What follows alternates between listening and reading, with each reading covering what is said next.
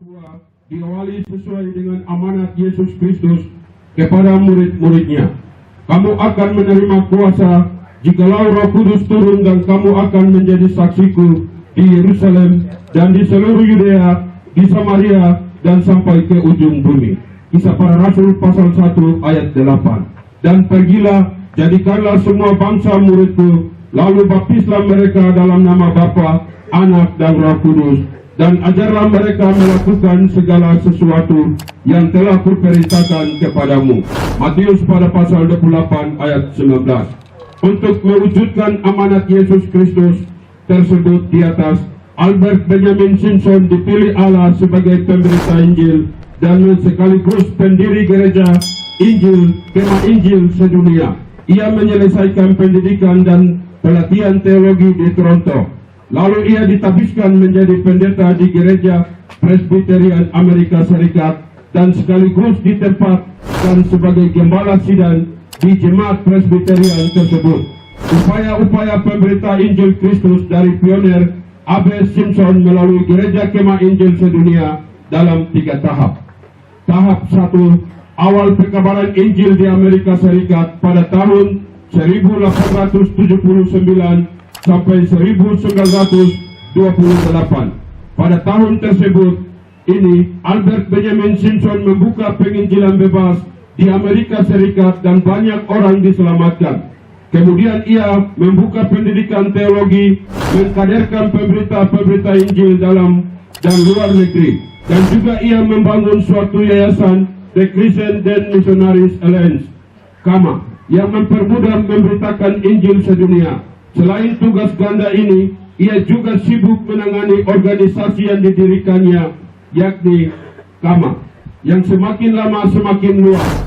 Sebelum A.B. Simpson dipanggil pulang ke rumah Bapa, KAMA telah berhasil mengutus 250 orang penginjil ke seluruh negara. Lalu pendiri gereja Kemah Injil sedunia telah pulang ke rumah Bapa pada tanggal 29 Oktober 1919. Tahap kedua, pekabaran Injil di Indonesia tahun 1929 sampai 1938. Pada tanggal 29 Juni 1929, rombongan pertama utusan KAMA tiba di Surabaya di Indonesia.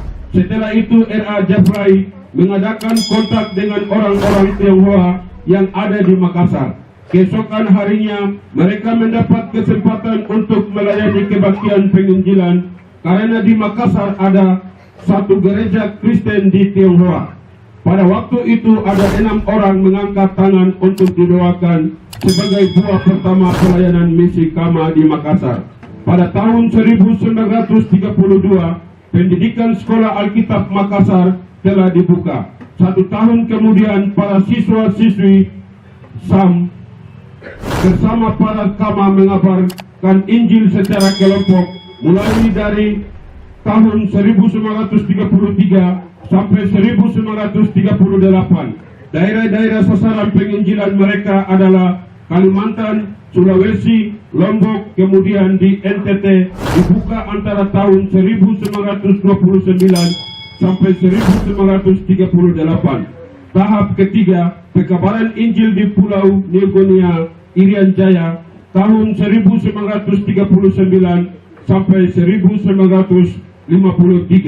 Pada akhir tahun 1938, R.A. Jafrai telah mengutus 2 hamba Tuhan dari Makassar atas nama Pendeta Russell Debler dan Pendeta Walter Post. Kedua utusan tersebut berangkat dari Makassar menuju ke Pulau New Guinea berdasarkan Matius pada pasal 24 ayat 14. Dan Injil kerajaan ini akan diberitakan di seluruh dunia menjadi kesaksian bagi semua bangsa. Sesudah itu barulah tiba kesudahannya. Dengan dasar ayat ini, mereka berharap suku-suku yang ada di Pulau New Guinea yang belum mendengar Injil Allah harus mendengar sebelum Yesus datang kedua kalinya. Setelah mereka tiba di Kali Uta, bagian selatan dari Paniai, Pendeta Walter Post kembali dari Uta karena sepatu jalan kaki hanya 1 pasang saja. Tetapi Pendeta Russell Debler berjalan kaki selama 18 hari perjalanan. Akhirnya oleh pertolongan Tuhan, tepat pada tanggal 13 Januari 1939, tiba di Danau Hijau-Meren di Paniai Narotali dengan selamat. Dan belakangan menambah tenaga pelayanan utusan Kama dan siswa sekolah Alkitab Makassar. Pelayanan misi Allah telah dimulai pada tanggal 12 Agustus 1939 oleh utusan Kama. Selama ini mereka membuka 8 pos penginjilan di Paniai sebelum pecah Perang Dunia Kedua. Pada bulan Oktober 1939, Pendeta Deiber bersama 3 orang Dayak bergabung dengan sekelompok polisi Belanda berjalan melintasi ke Lembah Kemandoga, daerah Moni dan Dani dalam rangka survei pekabaran Injil, dan selanjutnya sudah berhenti pelayanan penginjilan karena pada tahun 1943 sampai 1944 telah pecah Perang Dunia Kedua, dan pemerintah Jerman menduduki Belanda sehingga daerah jajahan Belanda tidak menentu. Karena kondisi ini, pekabaran Injil dari utusan Kama berhenti sampai tahun 1946. Pada tanggal 10 November tahun 1946, isolasi penginjilan telah dibuka dengan KKR pertama dilaksanakan oleh Pendeta Michelson. Berkhotbah dan guru Injil Pati menerjemahkan dengan bahasa daerah. Hasil dari KKR ini ada beberapa orang mengambil keputusan untuk percaya kepada Tuhan dan 4 orang bersedia dibaptis atas nama Bapa, Anak, dan Roh Kudus. Pada tahun itu juga telah membuka sekolah bahasa daerah di Enaro Tali dan di Tigi, Kabupaten Deyai. Pada tahun 1950 sampai 1960, selama 10 tahun, semua hamba Tuhan bergabung dengan utusan Kama, alumni Sekolah Alkitab Makassar, maupun hamba-hamba Tuhan suku Me yang selesai. Sekolah Alkitab tersebut membawa Injil di bumi Irian Jaya untuk memenangkan jiwa-jiwa baru bagi Tuhan. Dan pekabaran Injil di Lembah Kemandoga, daerah Moni dikembali oleh Pendeta Kat dan Pendeta Tita Helu bersama suku Me lainnya pada tahun 1949. Penginjil di daerah Moni dipusatkan di Hitadipa, Homeo, dan Pogapa, sekarang Kabupaten Intan Jaya dan Puncak, Papua. Tahap keempat, pekabaran Injil di Lembah Balim tahun 1954. 1. Survei ke Lembah Balim tahun 1952. Sebelum Injil masuk di Lembah Balim, tim survei hendak menuju kawasan suku Dani yang baru diketahui keberadaannya pada masa Perang Dunia Kedua. Namun ada keberatan dari pemerintahan Belanda karena tidak mau menanggung jawab tim survei apabila terjadi sesuatu bahaya atau kecelakaan tanpa hamba-hamba Tuhan. Ros dan Tite Helu berprinsip untuk survei daerah Dani tanpa memikirkan keselamatan mereka, tetapi memikirkan keselamatan jiwa orang-orang lembah ini. Akhirnya mereka berangkat dari Enaro Tali pada tanggal 1 Januari 1952 menuju kawasan suku Dani ini.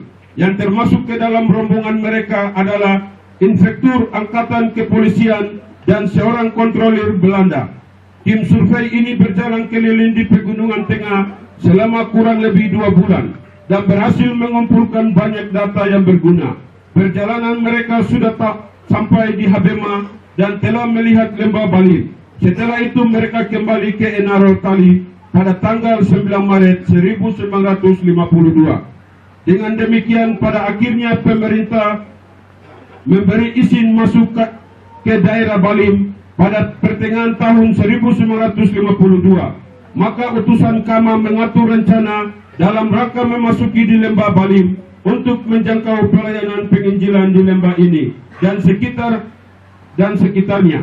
Harus disponsori oleh orang Kristen Amerika karena daerah ini sulit dijangkau tanpa dibantu dengan pesawat. Menurut hasil survei, daerah ini daerah utusan Kama beberapa waktu yang lalu.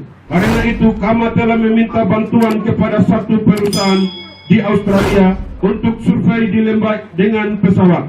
Berdasarkan data survei dari perusahaan itu, utusan KAMA mengusulkan pesawat KAMA pusat di Amerika Serikat. Karena proses ini memakan waktu, maka terlambat masuk Injil di lembah ini, bukan dengan alasan lain. Orang Kristen Amerika telah mendengar bahwa lembah Balim dapat dijangkau dengan pesawat, sehingga mereka mengumpulkan uang untuk membeli pesawat, dan banyak orang menyumbang. Ketika itu seorang janda namanya Supes di negeri California sudah simpan $800 untuk persiapan operasi matanya. Tetapi ia mendengar mengenai keperluan ini. Ia berkata, lebih penting di lembah Balim melihat terang dunia daripada saya melihat lagi. Dan ia memberikan semuanya itu kepada Tuhan. Dan ketika itu pilot Albert Lewis, instruktur pilot untuk Angkatan Udara Kanada yang disiapkan Perang Dunia Kedua, ia melelahkan diri untuk datang ke Pulau Negunia di lembah ini. Dan sebelumnya ia memilih pesawat amfibi Selan dan menerbangkan ke pulau tersebut. Pada akhir tahun 1953, sebuah pesawat terbang yang mempunyai 2 baling-baling dan berpontong dibeli di Irlandia, dan kemudian diterbangkan ke Irian Jaya oleh pilot Albert Lewis. 2. Pekabaran Injil di lembah Balim tahun 1954. Dengan demikian, tepat pada tanggal 20 April 1954, Injil Allah telah mendarat di Minimo, yang dibawa oleh utusan KAMA, yaitu kopilot Pendeta Mickelson, Pendeta L. Van Stone, dan satu keluarga suku Me, penginjil Elisa Gobai, istrinya Ruth Yogi, dan anaknya Dorcas Gobai, bersama pilot Albert Lewis, mendarat dengan pesawat Casper Messenger di permukaan air di Kali Balim, di Minimo dengan selamat oleh pertolongan Tuhan. Keesokan harinya tanggal 21 April 1954, Pendeta Miron Bromley, Andreas Rumbekwan, dan Topi Toma Gobai tiba di Minimo dengan selamat. Pada hari yang keempat, pesawat membawa 7 pemuda sukarelawan dari jemaat Uamani Paniai dan tiba di lembah ini dengan selamat.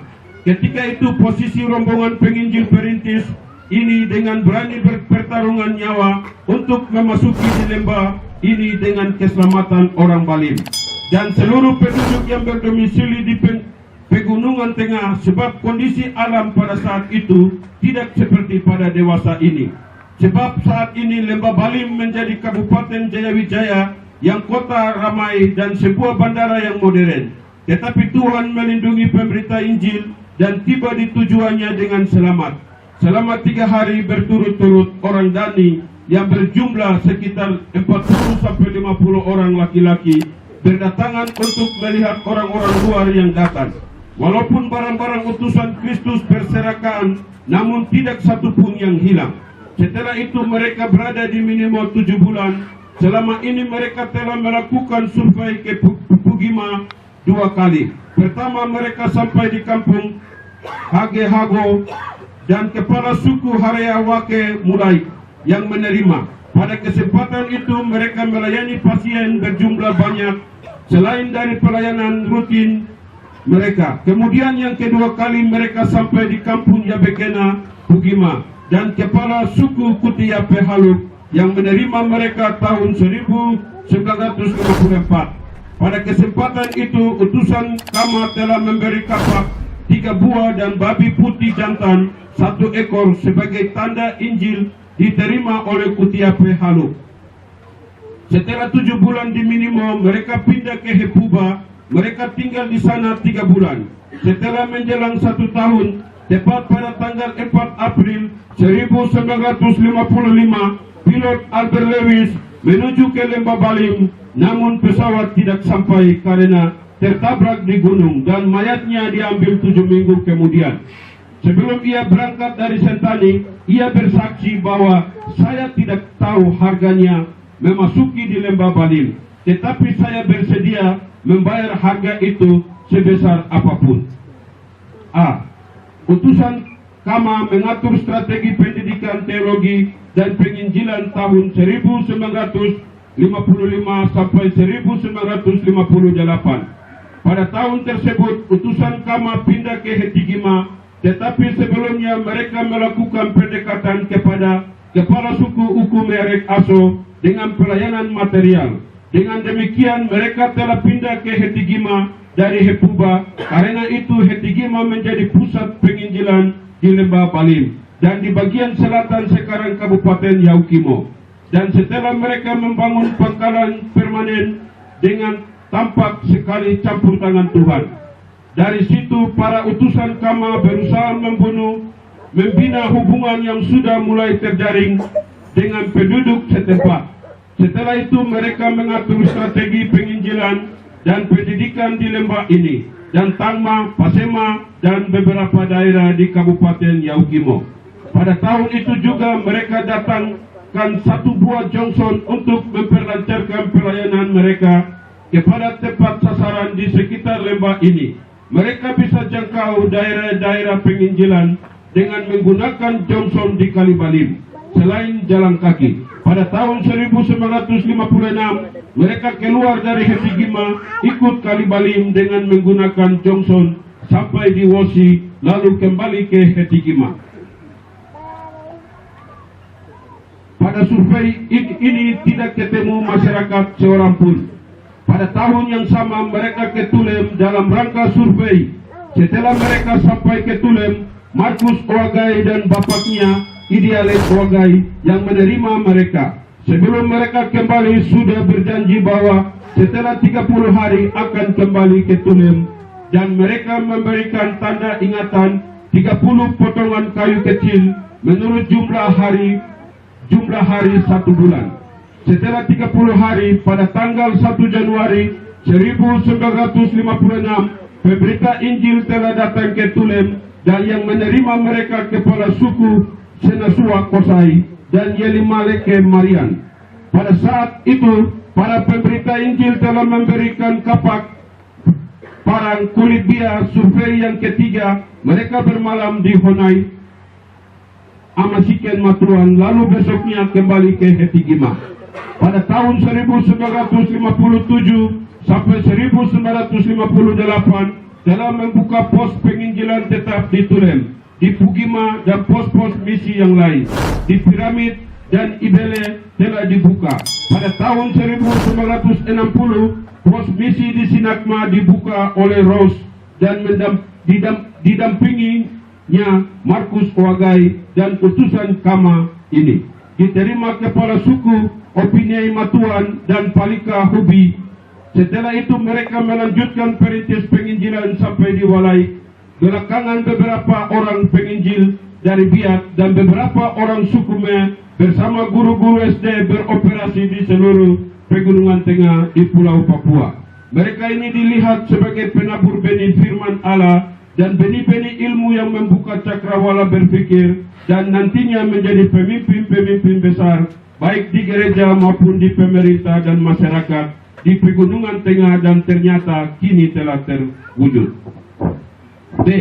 Membuka pendidikan teologi dan penginjilan pada tahun 1957 sampai 1958. Kader-kader Piramid dan Hetigima bersama misi Kama telah mengupaya membuka pos-pos penginjilan, namun proses perkembangan penginjilan daerah ini terlambat atau tidak terjadi secara cepat karena awalnya telah menolak. Namun tahun 1970 Tuhan telah membuka hati pikiran orang lembah untuk menerima api Injil Yesus Kristus secara terbuka demi peningkatan jumlah gereja. Pada tahun-tahun tersebut, misi Kama telah membuka sekolah saksi bahasa daerah di Piramid dan di Hetigima untuk mengkaderkan tenaga pelayan dari pribumi demi kepentingan peningkatan tenaga penginjil di daerah ini. Dan beberapa tahun kemudian telah dibuka teologi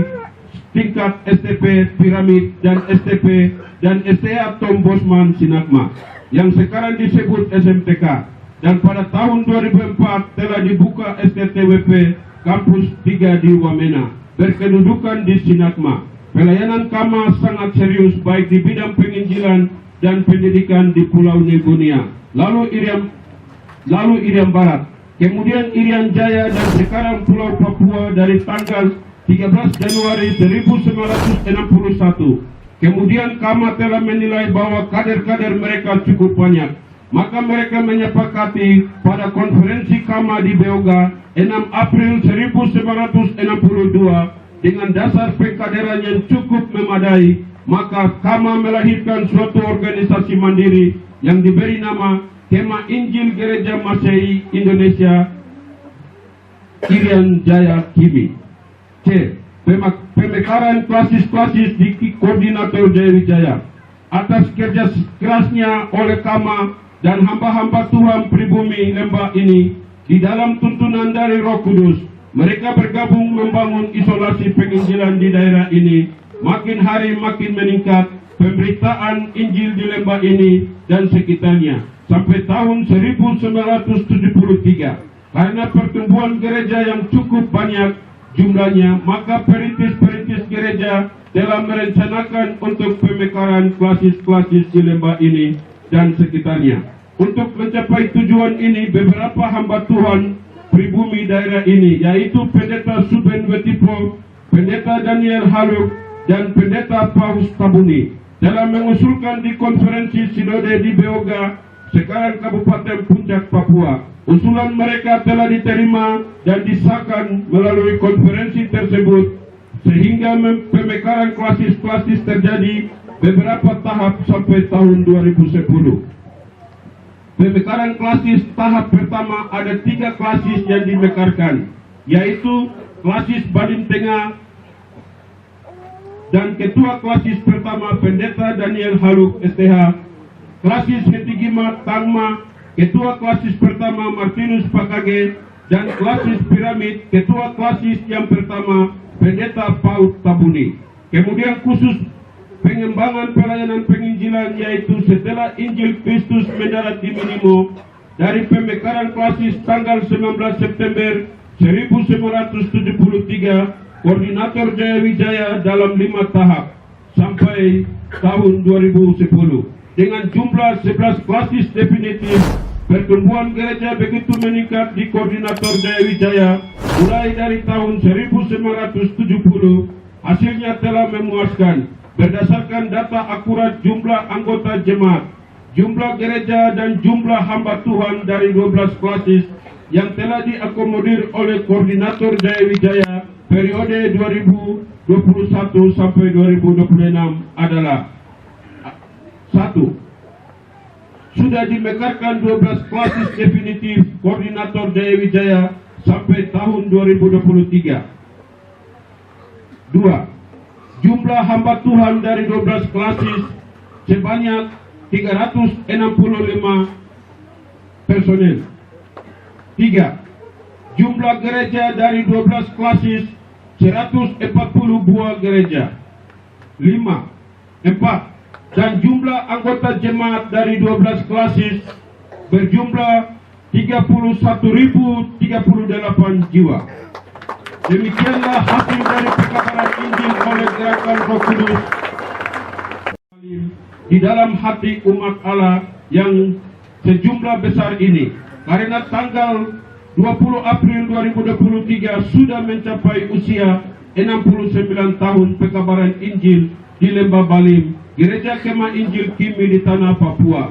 Api Injil terus menyala sampai Yesus datang. Demikian secara singkat karya Kristus di lembah ini untuk kita ketahui bersama. Sekian dan terima kasih.